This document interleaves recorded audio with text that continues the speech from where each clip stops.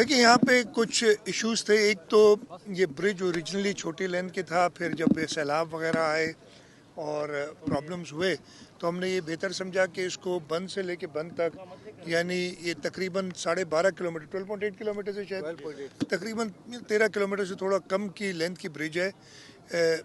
पाकिस्तान में इतनी लंबी ब्रिज इंडस के ऊपर नहीं बनी,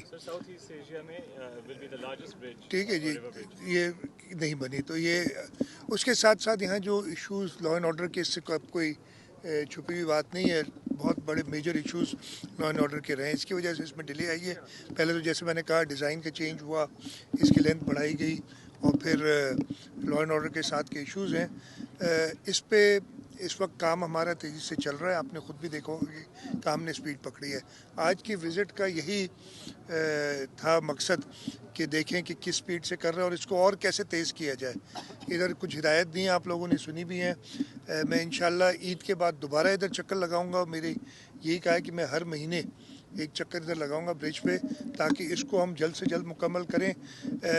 इस आबकलानी से पहले तो नहीं हो सकेगा, लेकिन अगली साल जो आबकलानी है उससे पहले इंशाल्लाह ताला हम ये ब्रिज मुकम्मल केड़ा पे ठन किथे कोप किनार कौन तो उठे कोप। मैं जवाब दे दूं यार, जवाब दे दो ना यार, सवाल किया है। कोप कनाल कौन तो, कोई भी कनाल नहीं बन रहा है। आपने कहा कनाल जो बन रहा है इसमें, हाँ ज़रूर प्लानिंग वगैरह हुई है, उस पर सिंध हुकूमत का मौक़िफ़ बड़ा क्लियर है। हम CCI में भी उसके ख़िलाफ़ गए हैं। इस वक्त वो कनाल नहीं बन रहे जो हम चाह रहे हैं, और इंशाल्लाह ताला हमारा मौक़िफ़ इतना मजबूत हमने रखा हुआ है। इसमें प्रेसिडेंट आसिफ अली ज़रदारी साहब का भी मौक़िफ़ है, चेयरमैन बिलावल भुट्टो ज़रदारी साहब का, पीपल्स पार्टी का, और सिंध हुकूमत का, और सिंध के लोगों का जो मौक़िफ़ है उसके तहत ही कामों को उनकी मंजूरी के बगैर कोई काम नहीं होगा।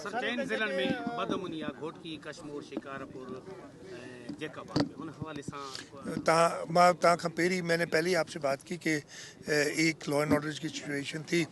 इस वक्त हमने कुछ चेंजेस भी किए हैं। होम मिनिस्टर भी मेरे साथ खड़े हुए हैं और पर्सनली इन्होंने देखा है कुछ हालात बेहतर हुए हैं। शिकारपुर में काफ़ी बेहतर हैं, कश्मीर में कुछ डिफरेंस आया है।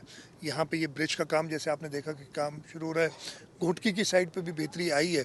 अभी तक मैं पूरी तरीके से इत्मीनान बख्श नहीं है ये बात, लेकिन इस पे हम काम कर रहे हैं।